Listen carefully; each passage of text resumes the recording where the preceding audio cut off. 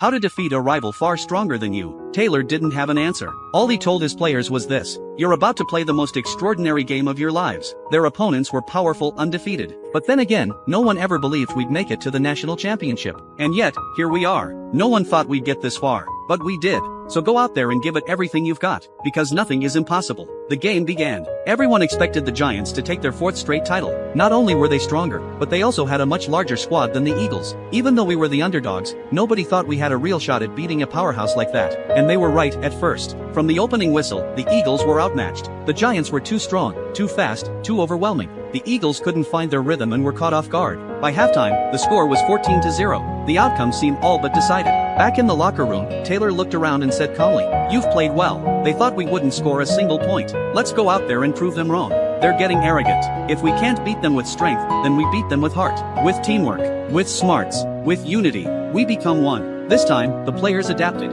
When the Giants came at them hard, they countered with sharp, quick passes. When brute force wasn't an option, teammates threw themselves into blocks to create openings. When faced with size and power, they built human walls. And slowly, they began to push past their limits, mentally, physically, emotionally. Point after point, they clawed their way back, showing the world their resolve. Even some of the Giants fans were moved and began cheering for them. And then there was Abu, the captain. With no substitutes left and injuries piling up, he stood firm through 4 brutal drives. Taylor pulled him aside. "I just need 4 more big plays from you. Just 4. Once, twice, 3 times, 4. Through sheer willpower, the Eagles stopped the Giants 4 times in a row. The crowd was on fire. This worn-out team still refused to back down. With 4 seconds left, the Eagles got the ball. They charged down the field with everything they had. With 2 seconds remaining, they were stopped, still down by 2 points. There was only one chance left, a 51-yard field goal. Taylor called in David, the backup kicker. David's longest kick ever? Just 39 yards. He shook his head. "I can't do it." The commentators agreed the game was over. A 145-pound reserve kicker going against the wind?